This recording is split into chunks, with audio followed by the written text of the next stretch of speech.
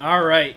So back into the residency process, and so you've kind of come up with your short list. You have decided if you're going to take boards early, if that's something that you might have to do just based on when the top programs that you're interested in might start, and based on when your school's graduation date is. So you've kind of thought about that process and generated a little bit of an idea of what your timeline might look like.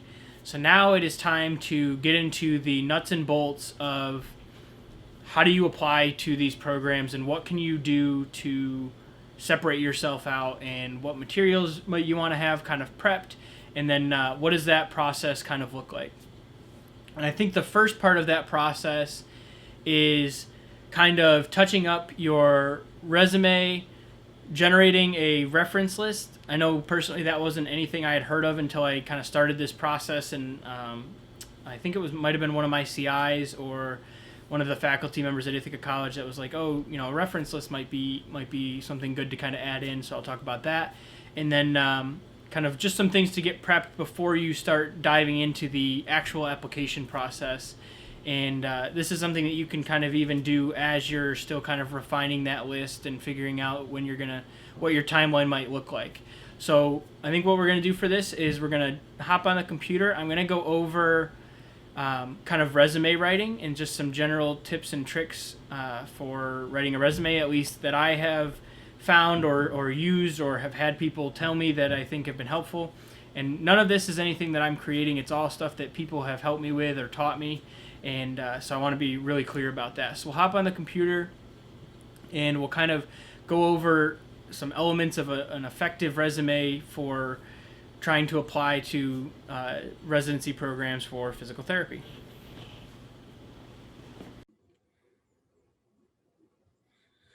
Alrighty, so resume writing. Now, I'm going to preface this by saying I am by no means an expert in resume writing. I have no real credentials to be teaching you resume writing. I'm just going to share my experience and tips that others have told me or helped me with or edited my resumes with, and just some things that I think might be helpful for structuring it, organizing it. But I would highly encourage you to utilize your friends who are really effective resume writers.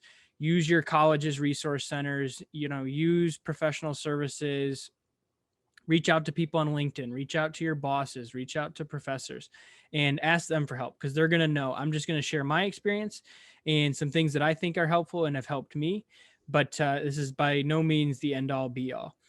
So the way I structure mine is, very simply, this is not my entire resume. I took out a lot of the nonsense information just because I wanted to make it short and easy to see and easy to read. I always start with my name, address, and how to contact me. So bang, right there. They know who they're working with. They know how to get a hold of me. Education. I started with education because I think it's important, and just so they know that that's where I'm getting my degree. Those are the degrees that I'm going to be getting. And even if you haven't graduated yet and you're still in school, put your final graduation dates on there. They'll see the dates. They'll know that that means that that's expected.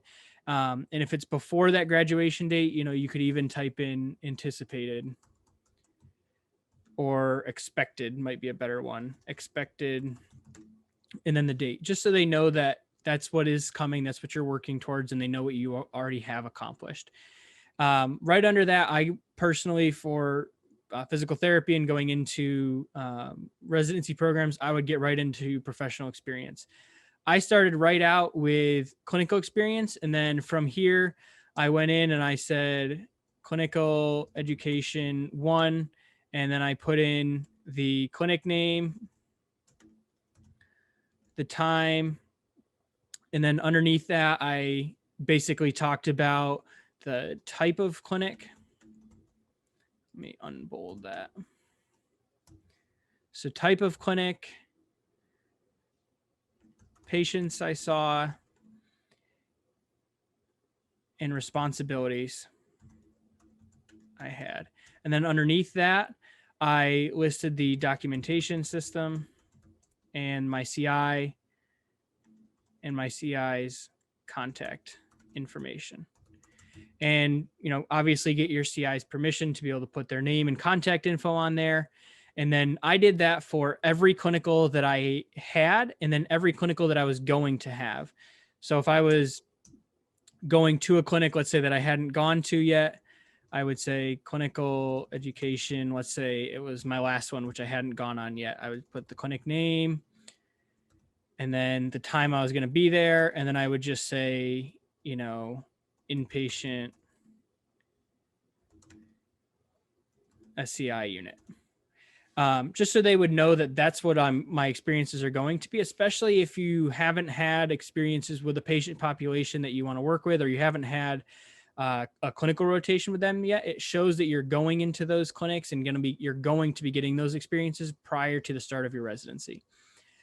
And then after the clinic experience, because that's really the main big one, especially for PT, especially as a student applying to residency programs, I went into other professional experiences that I thought were relatable to physical therapy. So I was a performance consultant at a friend's gym. So I would put that in there, put the time in, and then underneath I would put in a description of what I did. And then, so I was a TA and a peer tutor. So then under here, I listed the classes, number of students that I was TAing or tutoring, and then course instructors. It's important to note up here, I also put in the gym owner and their information. And for the course instructors, I also provided their contact information. So I worked in the movement analysis lab. So I just put in 1 to 2 bullets about what I did for them. And then I put in 2 to 3 references for that they could contact about my work there. I was a peer mentor for a semester, kind of a second half of another semester. And so I just basically put in 1 to 2 bullets there. I was on a conclave planning committee for a student conclave at another university. So I put that on there. I didn't really put in contacts for that or for the peer mentor because those were student run organizations. This I did for a short stint. So I didn't put much bullet points there.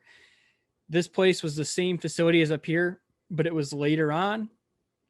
And then I was a cashier and front end attendant at Tops for a number of years. So I put that in there because I think it allowed me to demonstrate that I had built up some personal skills and communication skills with people. So other than going in order of relevance to working in a physical therapy clinic from top to bottom, I would also go in order of date. So most current to least current, but still put things in there that are going to be relevant towards physical therapy practice and professionalism and professional experiences. Following that, I have a section on leadership activities and experience. So that's the position I held for the local chapter of the nonprofit. I put in a few descriptors of what I did there, and then I put in our regional director and his contact information. I run a small outdoor media company that's, I don't do much with now just because I don't have as much time with the residency. So I put a little bit of descriptors in about that. I did play baseball for a couple of years. So I put that in there because I thought it would show that, I have other interests other than, working with that nonprofit, doing some media work, and I also had sport interests. And then professional associations and certifications, just put in a few of the certifications that I had and, organizations that I was a part of, which, isn't anything special, but it shows that, I was a member of the neurology section, which shows I'm trying to get current resources, get the latest research, and be exposed to those types of things. So that's a very quick overview of a resume. Like I said, I would highly, highly encourage you to reach out to faculty mentors, bosses, career centers, especially if you're at a college or an institution. If you're not and you're out in the workforce, reach out to your HR department. Maybe not if you're trying to leave the job that you're at, but reach out to some professionals that really know how to build an effective resume. Those are just some of the ways that I structured it and thought about it. I know I had tons and tons of people look this over before I put it on to my residency application, but that's just an idea. For the reference list, I'll go over that in just a second. Okay, so the reference list. So obviously this is not my actual reference list because it's blank, but kind of format the top part the same as I formatted my resume, name, address, how to reach me. And then from here, I would just list references. So I'm just going to use myself. So always use their full name and title. Make sure you include all of their credentials. And then I would put their, right underneath their name, I would put their phone number because most references are probably going to be called. So 555, 555, 555. And then I just separated it with an upright bar and then their email. So, and like I said, always ask your references if you can put them on your reference list. Ask if it's okay if you use phone number and email. They might have a different phone number or email that they would like you to use. And then I would just put right underneath that a one sentence, one line description of how I knew the person. So, in this example, this is me. Or I might say, like, let's say this was my professor. I would say, professor at Ithaca College in the physical therapy department for neurologic coursework and clinic mentor. Just an example of, how you might list that. And then I would just go underneath that and I would just go down and start the next, person, Dr. Santa Claus. And I just did that all the way down and made it most, neuro PT relevant at top to least neuro relevant PT at the bottom. And I tried to fill this up and make it one full page with any, reference I thought might be helpful to have as a professional reference at all. All right. So we've kind of gone over the resume aspect just as a quick summary again. So some of the big takeaways, making sure that you're putting clinical experiences on there, making sure that you're putting any neuro or PT relevant information on there. I say neuro, but anything particular to the program or specialty that you're trying to go into.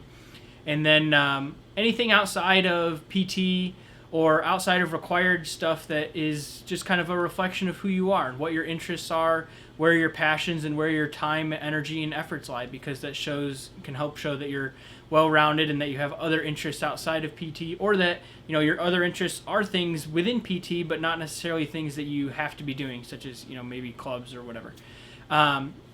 So the other thing I mentioned was a reference list. So now we'll kind of just discuss the reference list. I'm not going to go on the computer, but basically a reference list is a long list of all of your references. So many of these programs will ask, all of the programs, if they're through the main application portal, will ask for 3 references, but you can submit other documents, and we'll kind of talk about that once we go on to the website in the next video with the actual nuts and bolts application process. But one of the other documents I always submitted was a reference list. And it was basically a list of every reference that I thought might be helpful to get me into a residency, or that I would think they might want to contact for a character reference, a clinic reference, a job reference, whatever. So I would put my CIs on there. I put a couple faculty members, PT and non-PT, in there.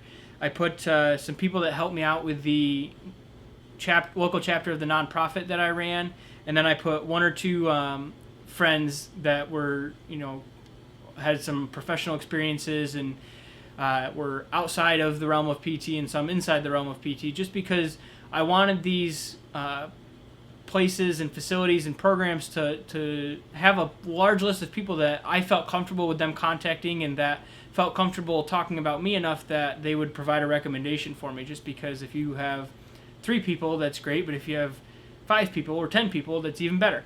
And I kind of listed them in order of their relevance to neuro PT. So if they, were a neuro PT professor or CI, I kind of put them towards the top. And if maybe they were just a friend or helped me out with the chapter of the nonprofit that I ran, they were kind of more towards the bottom because it wasn't directly related to PT, but I still thought that they could provide a good reference. So that's kind of the resume and the reference letter. And then other than that, it's pretty much just having a general consensus and idea of what your timeline is going to look like. I would highly encourage you to write it down. have your resume kind of ready, have rough draft cover letters ready. I didn't have to submit any cover letters for any of the residency programs, but it's always just a good idea to have like a really rough draft of a cover letter or some bullet points that you would want to include in a cover letter. So I'm not going to really go over that because I don't think it was as relevant to applying to the residency programs, but it's just a good thought. And then the only other thing I can really think of is a LinkedIn account. I'm going to make a totally separate video about LinkedIn because I think it's kind of a longer-winded topic, and it's not something that is as necessary as a reference list or a resume. So I'm going to make it a separate video, so if you want to, you can choose to skip that. I would highly encourage you to watch it. I'm a big fan of LinkedIn. I think it's helpful, and it's helped me. But some people just don't believe in LinkedIn. They don't want to get involved with it, so... It's not that they don't believe in LinkedIn because it's not something that you do or don't believe in, but they don't believe in the efficacy of LinkedIn to help them in their professional career, I guess would be a better way to put it. I am a strong believer in the ability of LinkedIn to help, but that'll be a separate video. It'll be the next video in this playlist if you want to watch it. And that's reference list, resume, and kind of just some general prep things to do before you start the actual nuts and bolts application process for residencies. As always, any questions, comments, anything like that, feel free to shoot me a message or leave a comment below. Anything you guys want to see, feel free to just put a comment down below and I'll try and make a video about it or talk about it. And hopefully you found this video helpful. Thanks for watching.